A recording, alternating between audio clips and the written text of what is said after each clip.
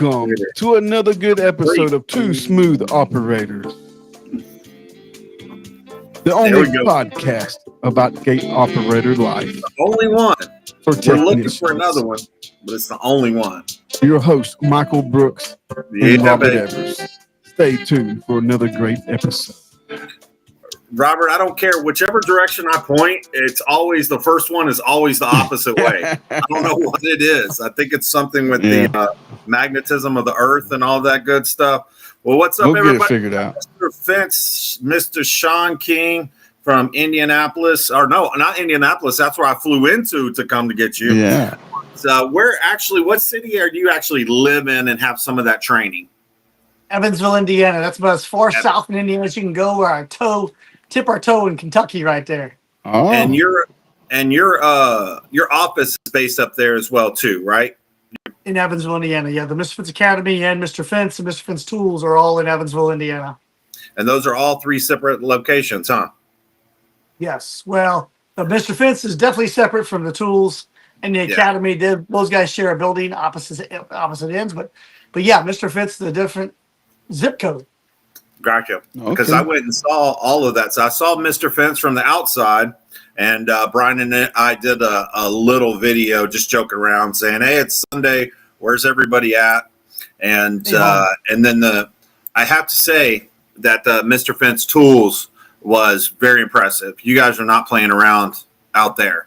So that's come a long ways. When in the very beginning, that was just basically like a workbench. It started off at Mr. Fence in like a little corner. And then we took over the little attic area and then a loft area. And now it's a 10,000 square foot facility and we are jam packed, right? Man, that's awesome. Yeah, they were super busy when they were there. And I think you had half the people, they were on vacation or out of town. And so you guys must be, when you're out there rocking and rolling, it must be a sight to see. So you've got some type of plastic cutting machine and you've got welding shop. You've got building powder coating shop. Powder coating. You're building the trucks there. There was a truck that maintenance side. Maintenance side of the shop. There's a CNC 4-axis plasma cutter as well. Tube cutter. There's a 3-axis CNC machine for the plastic you're talking about, but also does some metal work as well. And then we have a CMM machine for, that's people use for routing posts and whatnot. We run all kinds of things out of that thing. So there's definitely a lot of people, a lot of machinery. We just have so many things going on. If you look at the volume, look at the breadth of the tools, or even the items that we sell for the fence industry, from Instigate kits to X-Wings, all that stuff's made in-house. Yeah. It's insane. Well, it's definitely impressive, and we're going to be talking about the gate operator class that we did out there at your facility, and the one that you just did for the slider, and the Mr. Fence retreat that Robert went to, and DJ Evers was in the house. That's right. And a couple of things like that. And I think a lot of our customer base or fan base, or however you want to put it, kind of crosses over. But for the people that don't know you, what's a little bit about your background prior to doing fence stuff? And then how did you make the dumb decision and get into the fence and gate world? It's funny you said prior to doing fence stuff, it was my background, right? My background was I was born and then fence. It happened like that, right? So as young as 8 years old, when my stepdad thought it was a great idea to have a side gig, make some side money in the military, build fence, because it seemed simple and the cost of entry was easy, and you go get a book from Home Depot and tell you to build fence.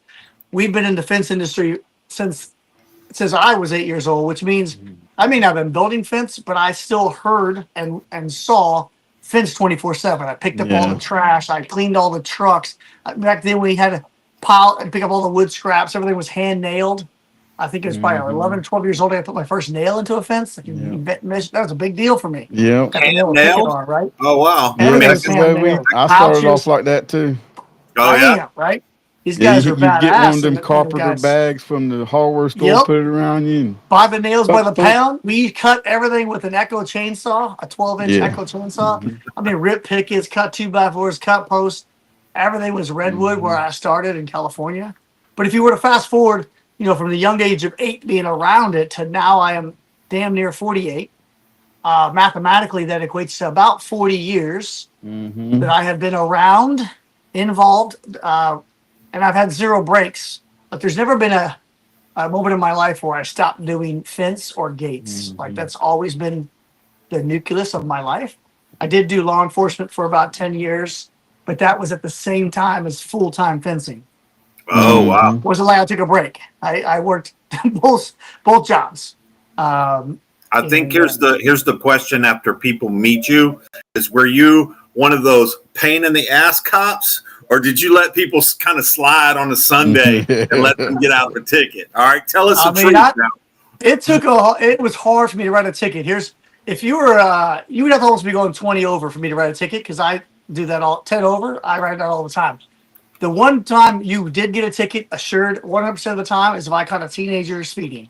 If I got a teenager speeding, you got a ticket. Period. End story. I don't care. And it's because I saw too many teenagers killed, wrapped around trees, because they had no experience yet, right? If I find a Robert Evers out there speeding 15 over, and I gotta pull you over because I have a rookie with me, Robert, I would be like, bro, slow down. Have a nice day. Because I ain't trying to take you to court and fight you over this stuff, right? I did a lot of training, so I pulled over a lot of people, but I didn't write a lot of tickets. If you found a Michael Brooks out there on the highway, would you write him a ticket? Well, we've been doing some investigating, that's for sure. I'm worried about the ticket, but I can see how the conversation would go, because Michael Brooks would be just a smart ass out the gate, right? Got this guy, huh? All right. What'd you rate Are We with me, or how did you rate Army? And when's the last time you had that gun calibrated? When's the last time you calibrated it? And I'd be like, oh my god, this guy. Yeah, he had to pull the tool out to calibrate it too. So I would find something other than the speeding ticket. Like, oh, you want to be like that? Well, forget about the speeding ticket. What about this, and this? And then we just, I'll find other things. No. But no, I try not to write tickets. Well, the other thing is what happened when your children got their first tickets? Oh, I'm glad you bring that up, because I had 4 boys driving about the time I was in there. So every one of them got in trouble with the law, and every one of them got nailed to the wall. In other words, they thought they were going to get away with something. My oldest, I arrested him. Yep. Damn. Drugs. And it wasn't. I had to make my sergeant do it. And the other ones got tickets. I know one was speeding and no headlights on, or one light out and speeding. And my buddy called me. I was working. He's like, I ain't writing your boy a ticket. I said, you write him a ticket right now, or all my ass is gonna be there to write him a ticket. And he wouldn't do it. So I had to drive over across town in my squad car to write him a ticket. I said, all kids, all teenagers get tickets, and even my kids, because I want them to learn their lesson. Yeah. So they had to go to court. Nothing. They all learned that they didn't get away with nothing. How about that? Yeah. No. That's good. That's good. Now, it was tough when people, friends and family would drop your name. Oh, I know Sean. To try to get out of tickets. Now that sucked, because, depending on what they were doing, I get that phone call and I'm like, oh, man. Yeah. I don't know that guy. I don't know Robert Evers. Yeah. Well, hey, I'm driving through Indiana, man. I know Sean King, Mr. Fence. Oh, man. It happened all the time. Yeah, I still use it. I got his cell phone number right here, sir.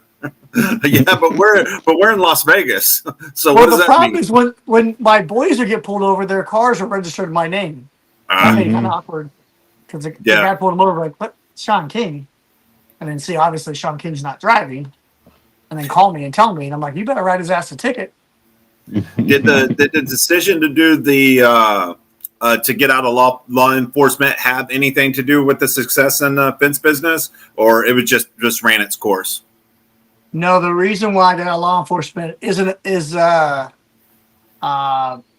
late wife passed away from breast cancer.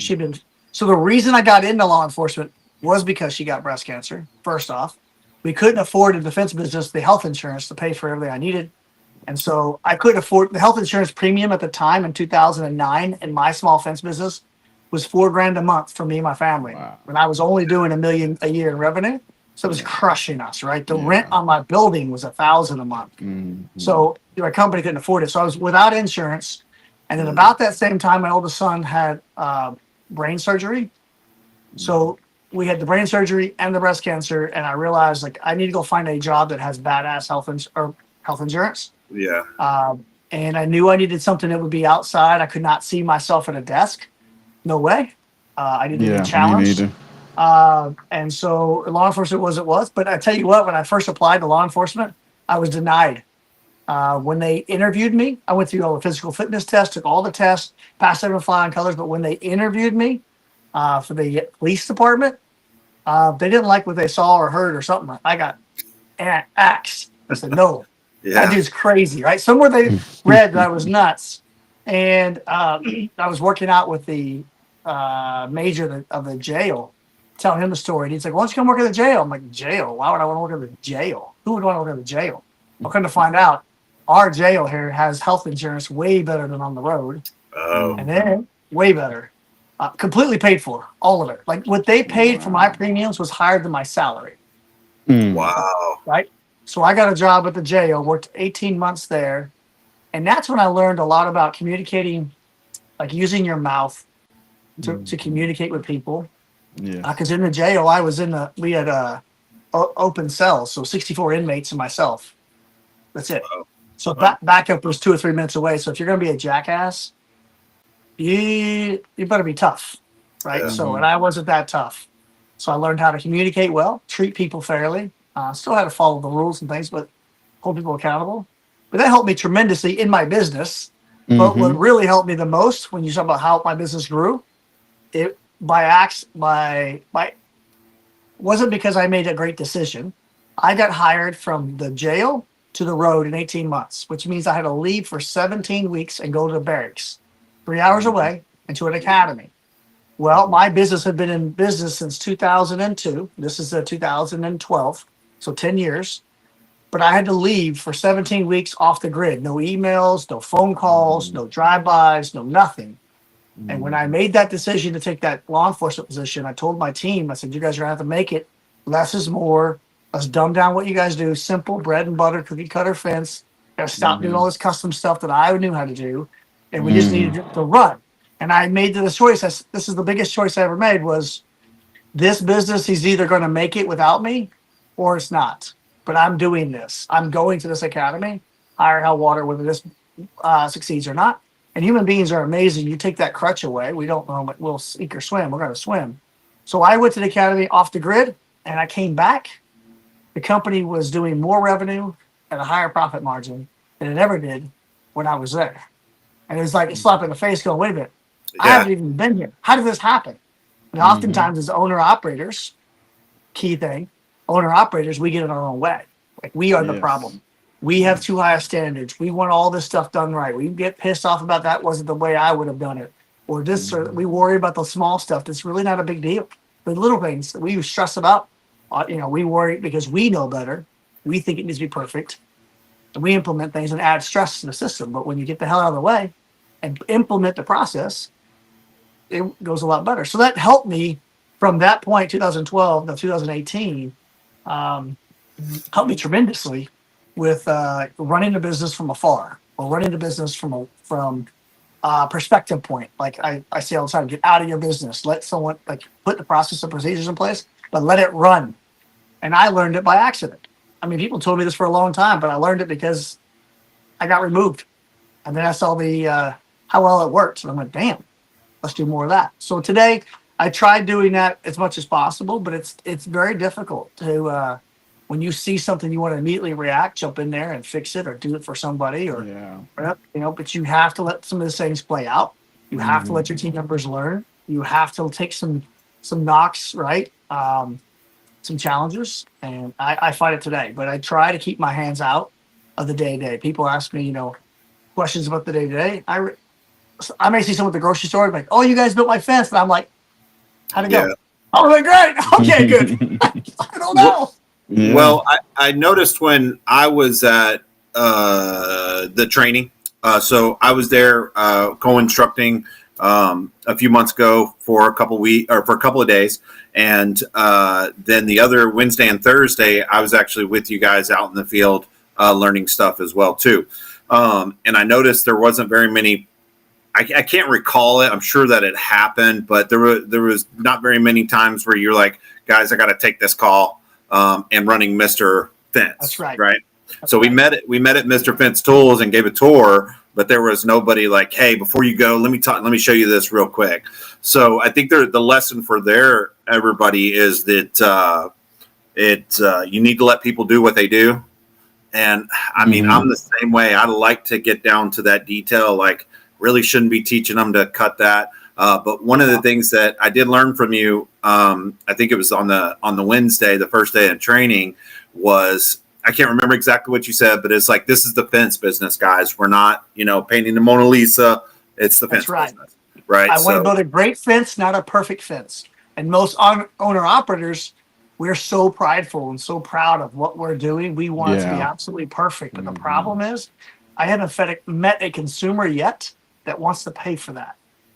That's right. We deliver it all the time, and we wonder why we don't quite make good margins. We are setting standards oftentimes of doing things that aren't really moving the needle for the consumer. Let's look at the features and benefits for the consumer.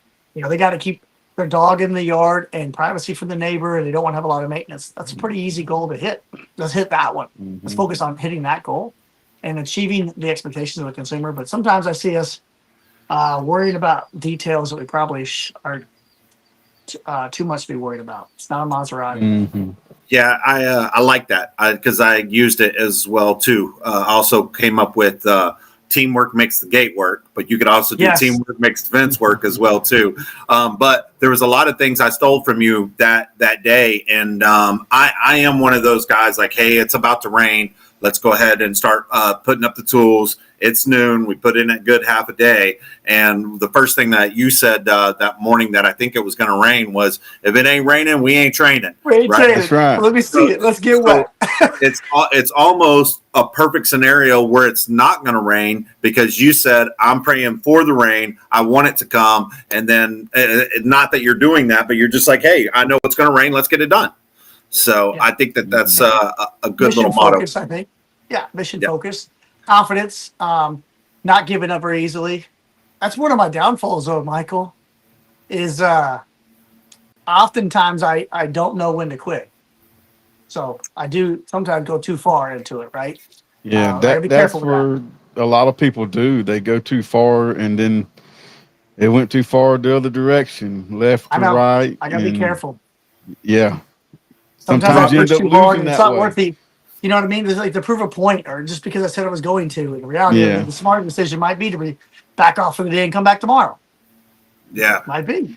That's what I tell people. I said, the work's going to be there Monday. So if you want to take Friday and Saturday off, you can, It's going to be there Monday. I love how Robert's so cool. He's just like, it'll be there Monday. Yeah, I saw that on TV the other day. Somebody was talking about Woody Harrelson, like in this. Well, that happened to me this week because I was installing the gate operator and it got so hot, and I cannot take the heat no more, not like I used to. And we rode around the daggone truck all day on Wednesday, and Thursday was going to be a colder day, cooler.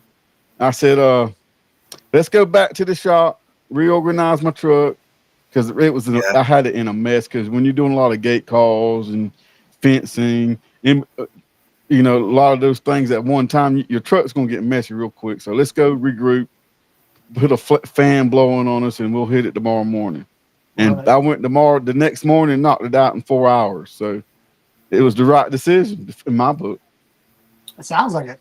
Is your story in the fence business is similar to that, Robert? Like you Very just similar. Always my grandfather, actually my fencing story goes back from the farm days, where the property I live on's been in my family for a very long time, and I was like 19 years old in my dad's work truck at a gas station. This old black man comes up to me and he said, "You related to Allen Evers, which is my great grandfather?"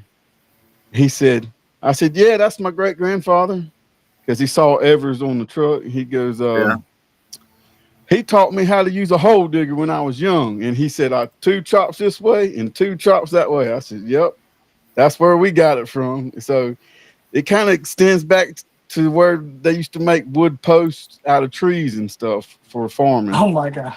Well, yeah, I think a lot of us have that, or a lot of fence guys have that type of origin story that are out there that are prominent, that they have been doing it for a long time. A lot of gate guys do it like, yeah, I had a felony and nobody else would hire me, so I had to get that job. But that's it's how like I fell that in the into it. fence business more often.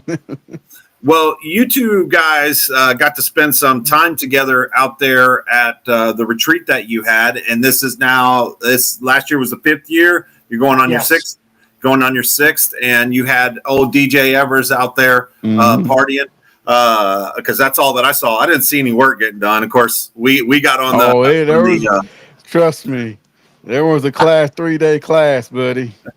Yeah, there was work getting done. Yeah, I saw y'all after 5. So, yeah, I mean, I heard that there's everything from crying to overjoy. So, Robert, tell me what's going on there, how it applies to the guys that are strictly doing gate operator stuff and it access applies control like to me. The way I look at my business, my career. And not as an owner or anything, even if you're not an owner, even if you push a broom, this retreat would be good for you. Matter of fact, that's what it's kind of for beginners, for people that's been installing it forever and they want to meet other people that's in your business. Man, it's hard to explain everything, but Sean and his wife Heather called me up, was like, hey, we'd like to bring you to Gatlinburg, Tennessee. I was like, yeah, I'm up for it. Yeah. And it's a unique experience where we are not just focusing on sitting in the classroom talking about numbers or processes or ideas or pricing or techniques or products. Instead, we do a lot of talking about you as a person, maybe analyzing that and the why, then how and the what you get to the why. Because we feel like that's just as important as having a business plan, is to understand why we have a business plan, right? And what can we do to make ourselves better, right? So like oftentimes in the fence business or even in the gate operator business, I would suspect you may purchase a piece of equipment to help you because it does a better job if you have a piece of equipment, or you upgrade your equipment to improve your efficiencies in the field or your quality. But not very often do we spend time upgrading our bodies, our minds, our souls? And really, that's probably what needs to be the sharpest tool in the shed. What can we do to make ourselves sharper? What can we learn and analyze, better understanding who we are? And sometimes it's just getting that shit off your chest. Yeah. The fireside chat, that's powerful.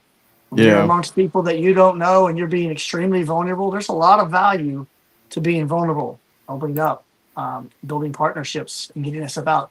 And that's not something you can just go do by yourself.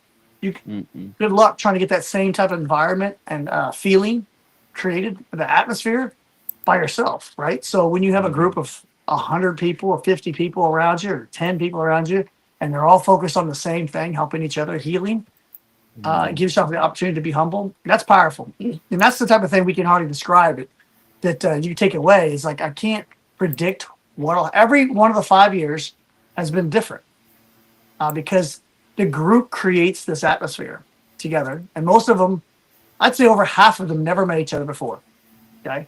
But by the time you leave there, I would suspect that everyone knows everyone by first name in as little as 4 days. Right. And some of those have really good bonds that they take forward after the retreat.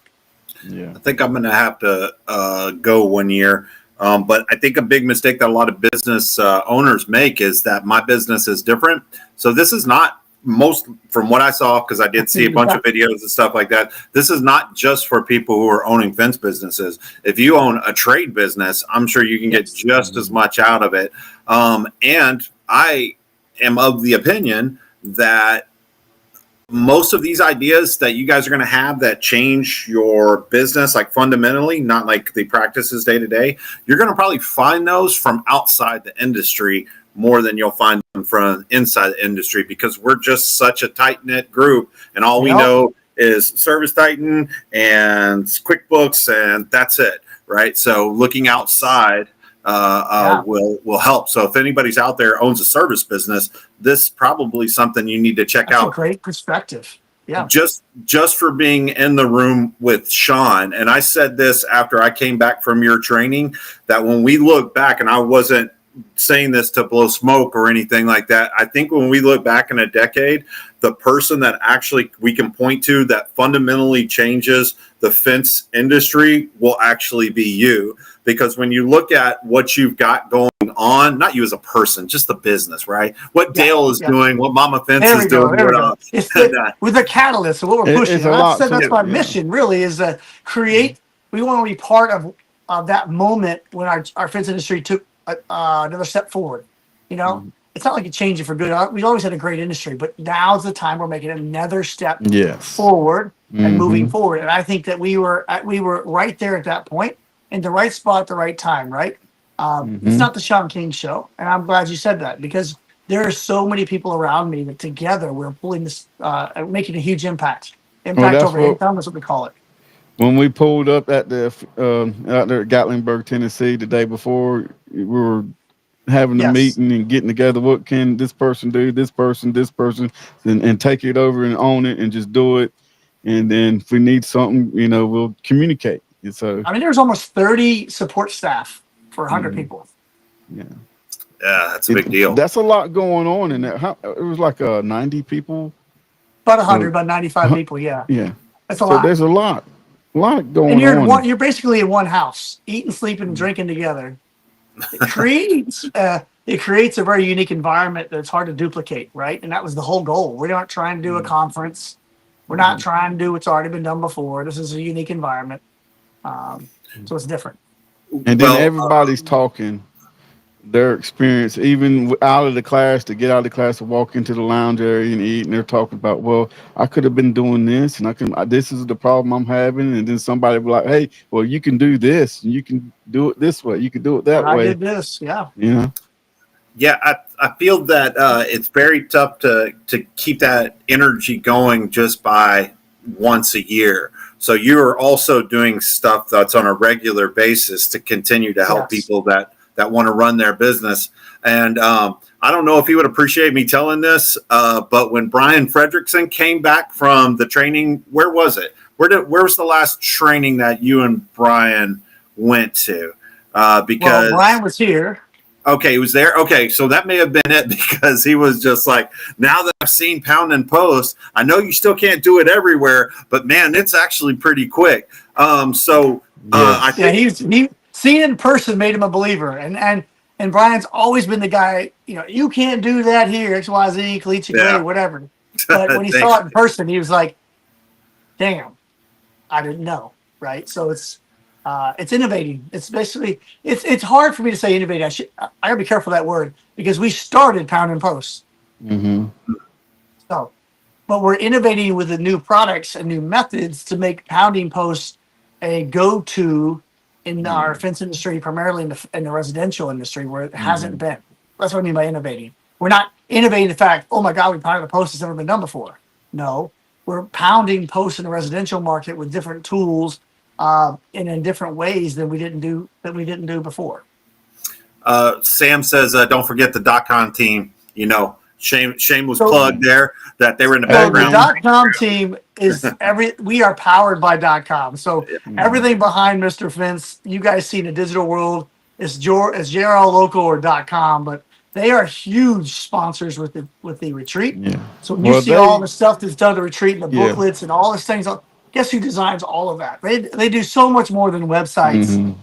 .com is working hard bringing the iDrive power systems to fruition with the digital assets and things to educate consumers. They're also working on the Instigate kits and all of that, illustrations and logos. They do so much more than websites or SEO, right? There's so much more power. It's a powerhouse, and we get to use them. Yeah, when I sat down in the class for them 3 days, Sam talked a couple times, and I was like zoned in, paying attention to him, because that's where I like to focus on sometimes my marketing here where I'm at. And I was listening, taking notes, and then implemented them soon as I got back, and boom, I had so many calls coming in. I was like, okay, I don't need to do this no more. That I got to brings slow up. down. We had like 21 instructors, I think, up there. Wow. With that. So there's a lot of content from a lot of different people, right? Again, Oh. it's not the Sean King show. Over how many days was that? 3. So Fins Retreat. Can I go to just so in case people are interested right now? Where do I go to find out more about the Fins Retreat? So that is on our Eventbrite page, or go to Mr. Fitz Academy Retreat.com. Literally .com. Created a website just for the retreat. So go to Mr. Fitz Academy Retreat.com, just like that. Fitz Academy Retreat.com. Tag that in there, and that's everything from how to sign up to all the previous years, the content, what to expect, blah blah blah. Easy. So when I was talking about being in the same room with you and the power of that, I think a lot of people might have just been thinking, okay, Sean was talking about this particular product or how the retreat was going. But one key thing that I just pulled out of what you said, which will be something very important for me because we've been talking about it in fence and gate industry, is educating the consumer. So if anybody is out there that has a product or something like that, or a product. So a product is something somebody hasn't used before. Your brand is what you are actually differentiating yourself between you and your competitor. But a product somebody has to be educated on, like the iDrive system and stuff like that. They don't understand the benefits of pounding a post and all that. So the key thing, in my opinion, is that right there. If you guys have a special warranty, if you have a special technique, if you have a policy, anything like that, Standards. Yep. Standards, that is what you guys got to keep in mind, educating the consumer on why that's a benefit. So that's a little nugget that I'm gonna steal right there. It looks like Sam's got in the comments, he's got Mr. Fence Academy Retreat.com. Man, you got them all backing you up today too, off the clock, man. Way to go, Sam. Right. Thanks, Sam. And I think let's talk about gate operators real quick, and then let's talk about what's going on in Mr. Fence world coming up over the next couple of months, and then we'll wrap this thing up. So I was out there doing the training, and we were co-training, and there was a dual swinger that we were putting on one side of the property.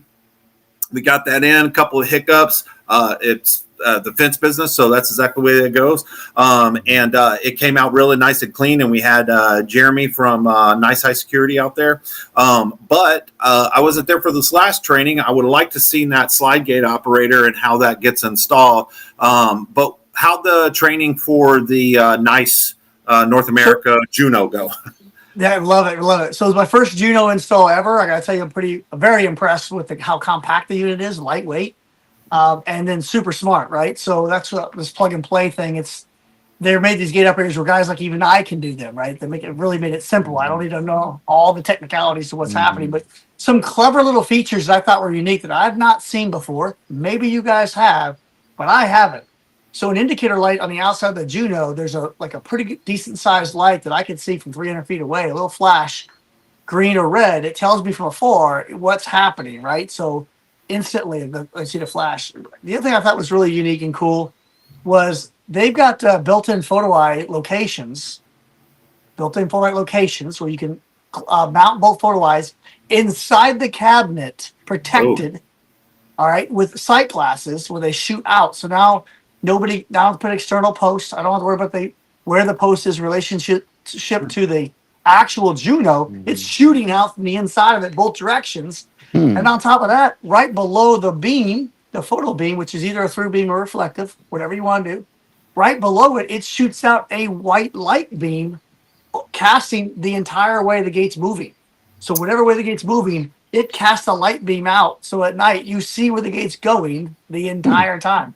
I'm like, that's so clever. Why have we not done that before?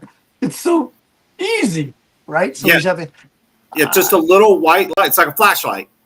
It's a flashlight that whatever direction it's open, shooting right out where it's going, right? And I said to him, now I know you can do that. I said to Nice, now I know you can do that. That's really over the top. But imagine if you would RGB light and it shines red where the gate's going and green where it's coming from.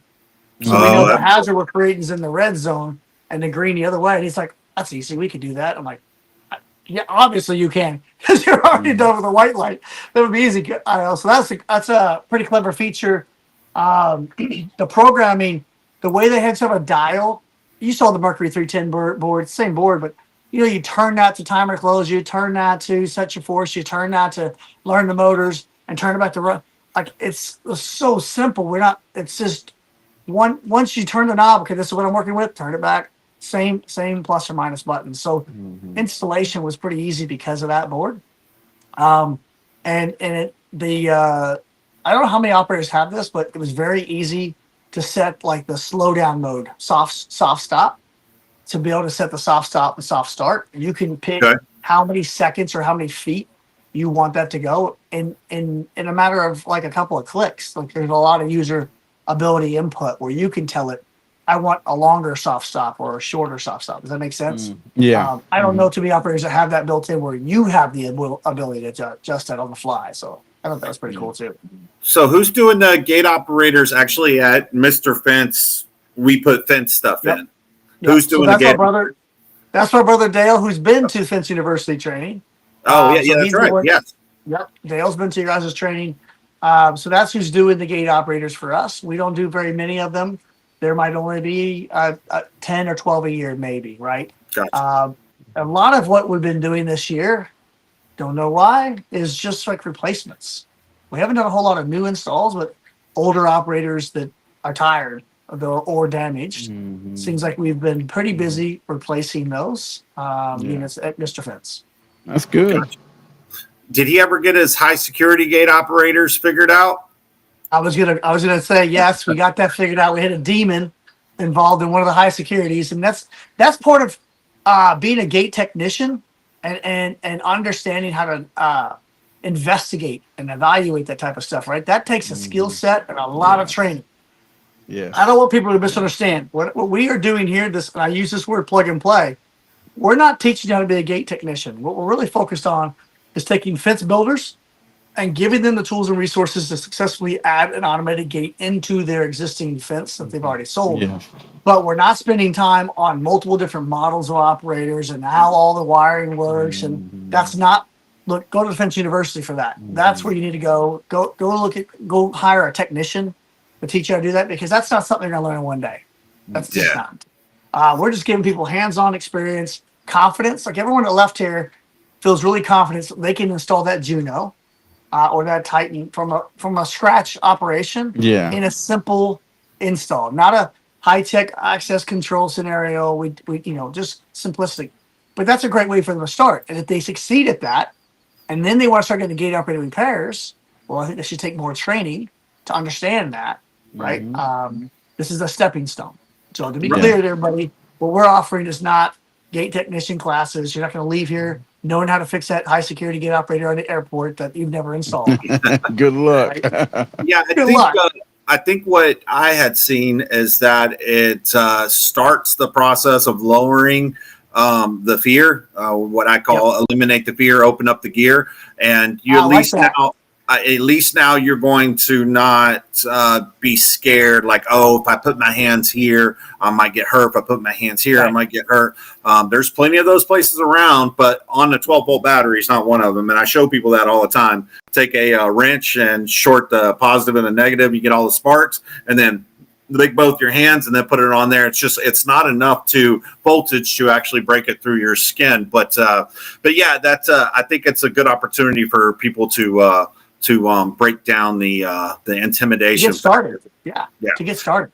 Well, and your mom and your brother are integrated into the system with the addition that your brother is a cook as well too. I'd say a chef. I mean, he's damn good. All right. Damn good. So it was what was very interesting, because I'm a vegetarian, after you had told Dale about, hey, Brooks' series of vegetarian, which was way above and beyond, then I get the call from Dale. He's like, all right, what do you want? And he made all this vegetarian stuff for me. It was a very nice, he's a great cook. And your mom was there to back him up. Jeremy was just saying, actually the same thing. Jill does gate operators and Danga barbecue. Yes. Here's somebody here's somebody that either you need to hire as a teacher or I need to hire as a teacher, which is Jessica Frazier. Her and her husband, I believe, own a gate operator company. It's hard to sell them if you can't work on them. Do you send them somewhere else if you have a bug you can't find? So that's actually a good question. Robert, when you get a scenario of a gate operator that just won't hunt, what do you do as a backup? If you've looked at it, your dad's looked at it, and your team has looked at it, what's the go-to to figure that out? Well, man, I just had that happen to me.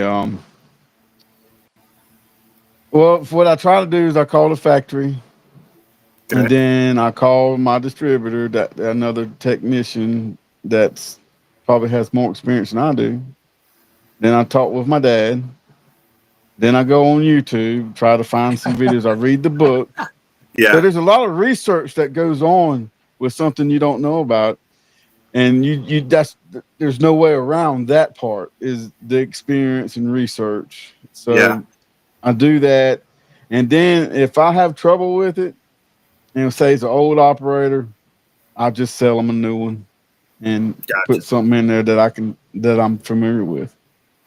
So I think that's a key thing, being familiar with it. Like her comment was, what do you do for the service? If we installed it, that's not a problem. We can service it because we're familiar with it. Mm-hmm. But I think a true gate technician is someone that's talented enough to go in somebody else's bird nest mess and start trying to troubleshoot it, right? That's a different skill set. Yeah, I came across it on Friday, and we had some FAACs that were giving us a hard time. We couldn't get it to open or close. Some indicators. Yeah, there you go. Yeah, not necessarily my favorite That's board. That's the one that I replaced. Gotcha. So I did all my due diligence. I looked at the back of the board, looked at the front of the board with my glasses on to see if I could see any corrosion or blown parts. And I was like, okay, well, let me turn the power off.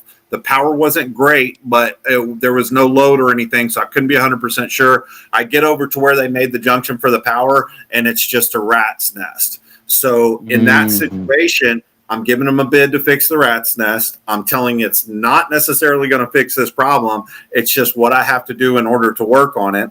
And then, if you will, you give them a bid to fix or repair. Tell them what the warranty is that's going to be, which is in general no warranty, and then the next two levels up of gate operator.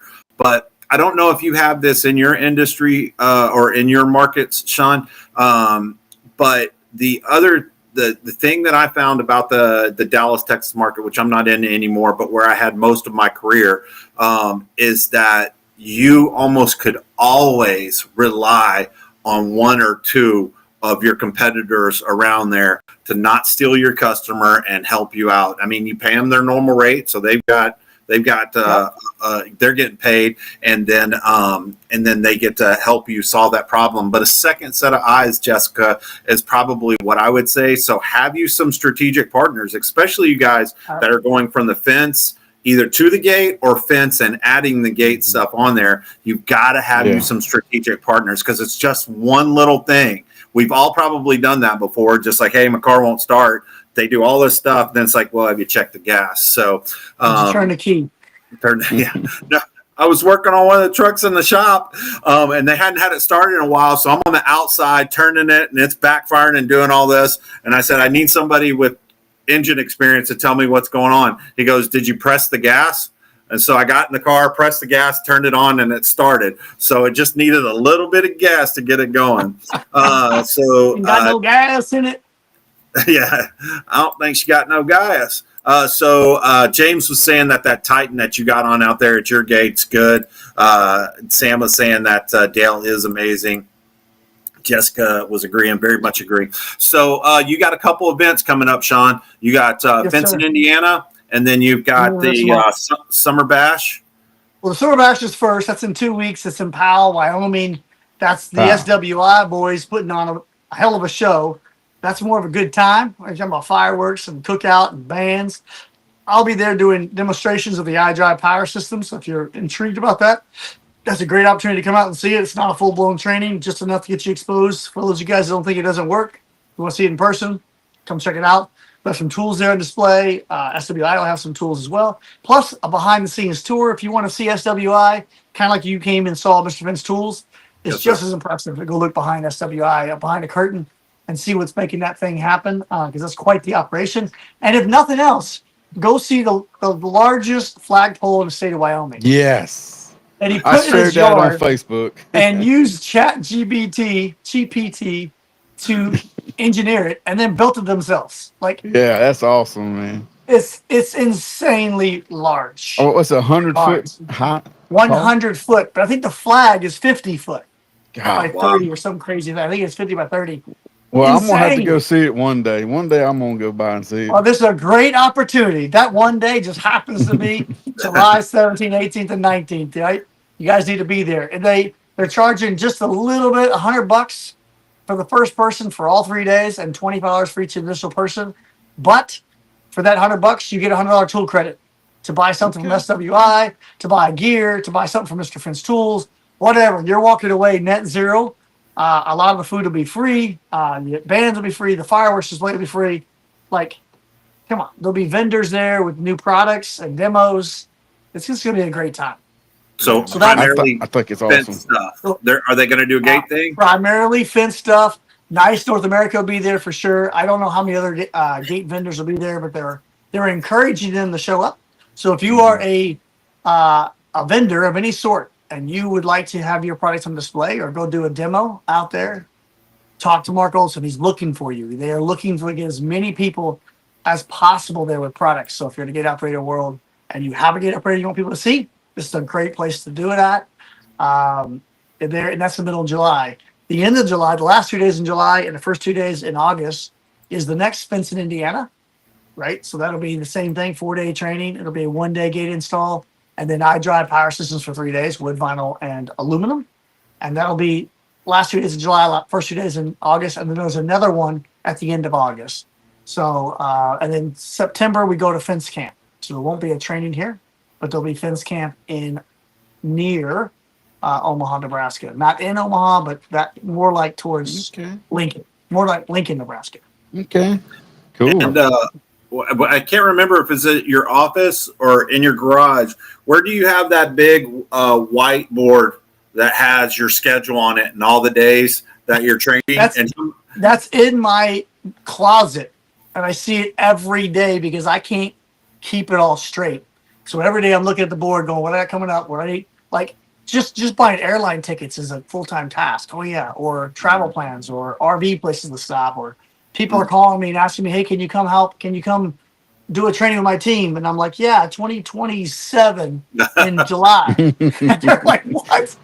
I've done have 5 new crews after all that. Yeah, not quite that far out. But this year's packed. And I had to put on I have a 4 foot by 3 foot magnetic board that has every single day on it. And every day is a magnet. And that says what's happening that day, whether it be, I had to put the days that take the boat out. Like if I don't schedule the day to take the boat out, it doesn't happen. You need to schedule that in.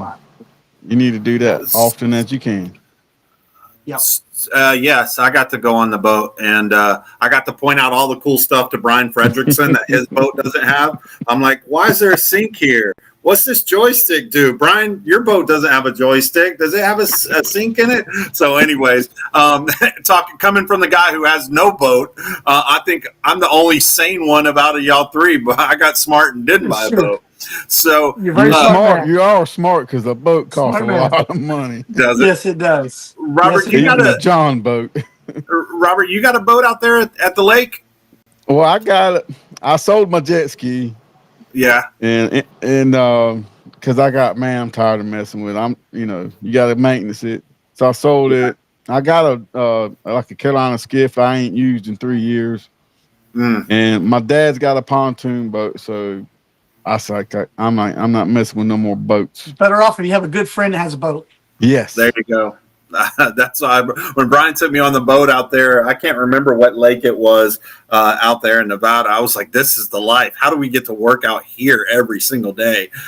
Same thing with your boat. What lake were we on when we went out to lunch? We were at Kentucky Lake when we went lunch. We started at Barclay Lake when we drove over to Kentucky Lake for lunch. Yeah, Yeah, just that's absolutely beautiful. So let's wrap up with the Finch show and talk about that. So Robert wasn't able to go to FinTech. I was at FinTech and saw your setup there. You were actually doing all your training, or I believe you were all your training actually out on the floor for everybody. So what do we got? Are we going to do something similar? What do we got going on at Finch show? Well, a Finch show would be much bigger, right? Okay. For us, we are huge supporters of the Finch show. Whenever we drive the whole cavalry out there for Brian, right, to help out and be part of that show.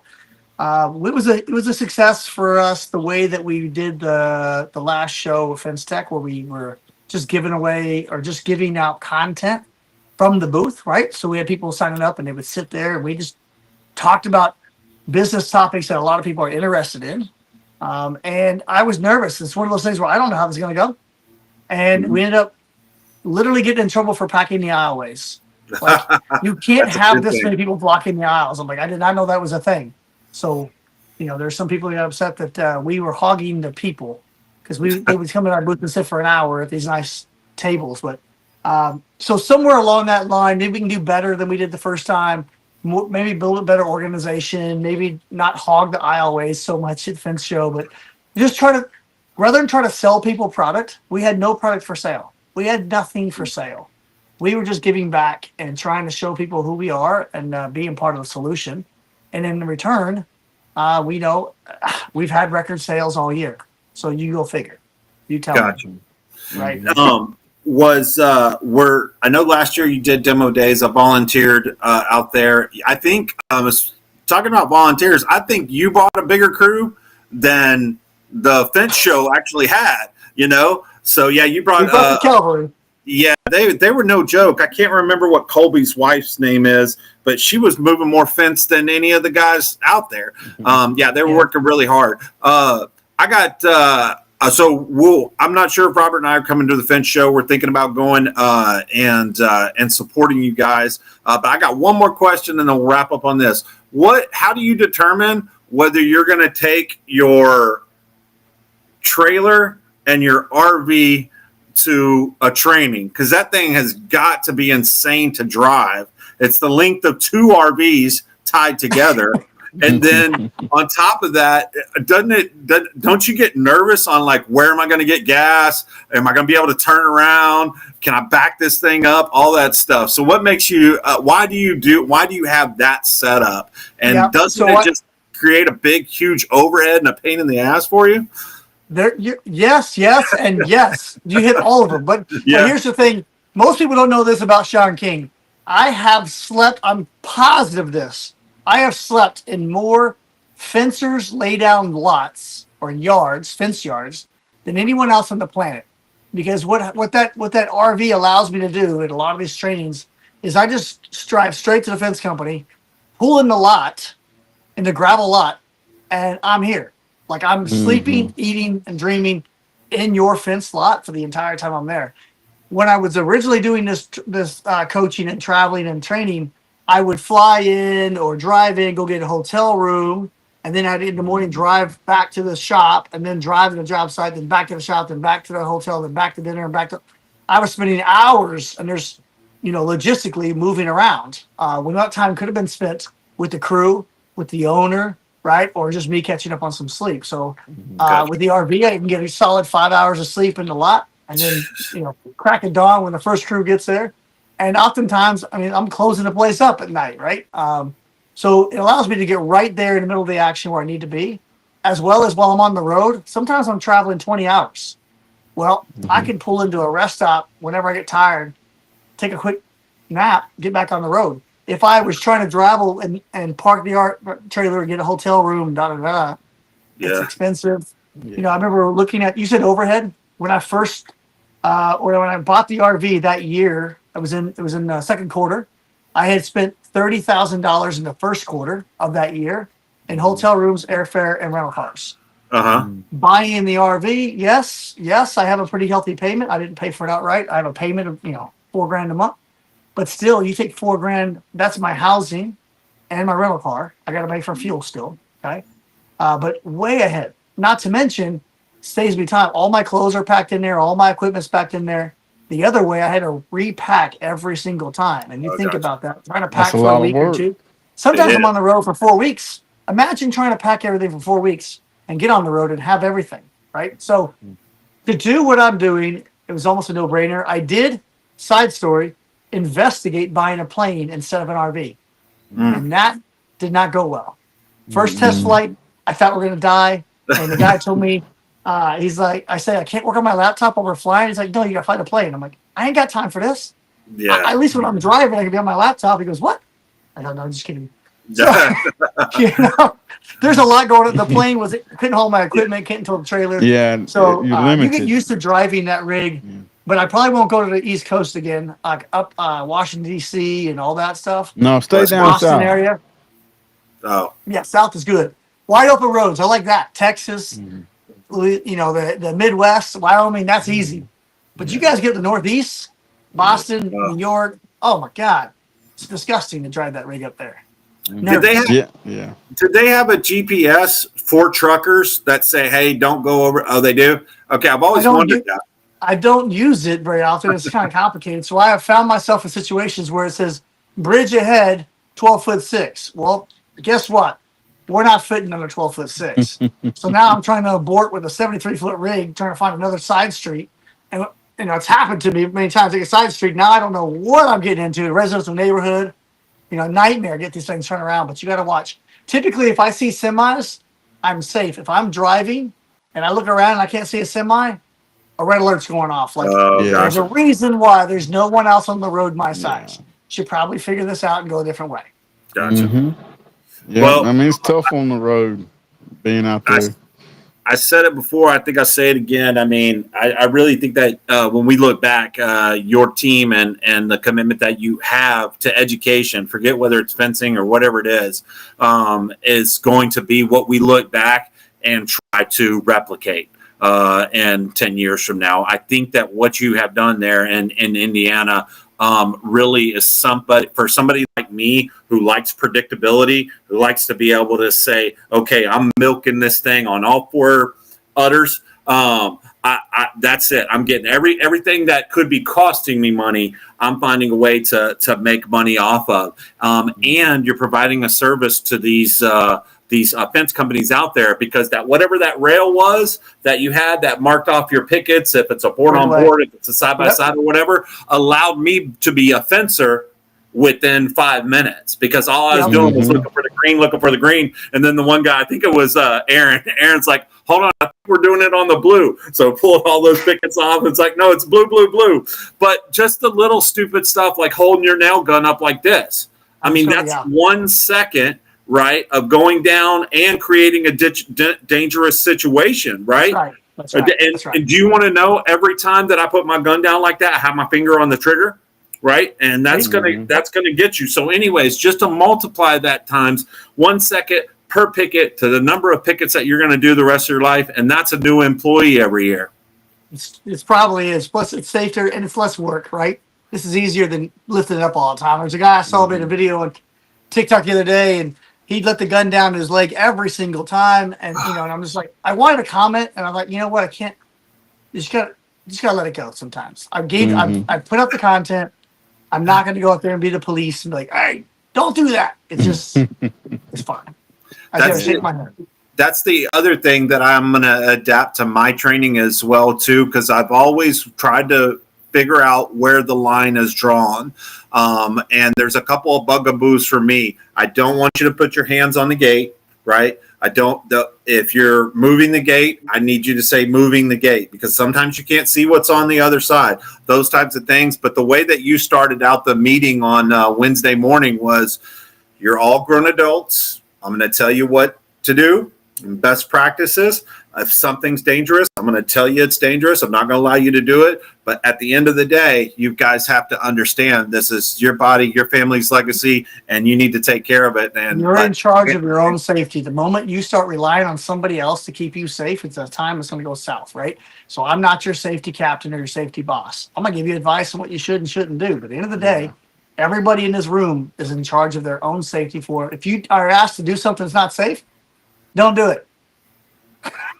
we need to have a instructors round table so we can come up with that and steal all the other ideas, because I'm gonna steal that idea from you right there. Right, you're in charge of your own safety, right? Just that one sentence right there.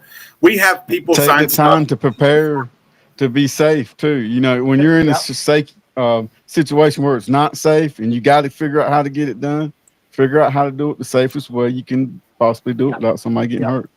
Yeah. Sean, you've been more than generous with your time, not only on camera, but you have also spoken to me off camera and given me some personal advice. So I really appreciate it. Thank you for coming on. And anytime that you've got another gate operator event, we want you back on to tell us how it goes. Yeah. All right. Thank you guys. Appreciate it.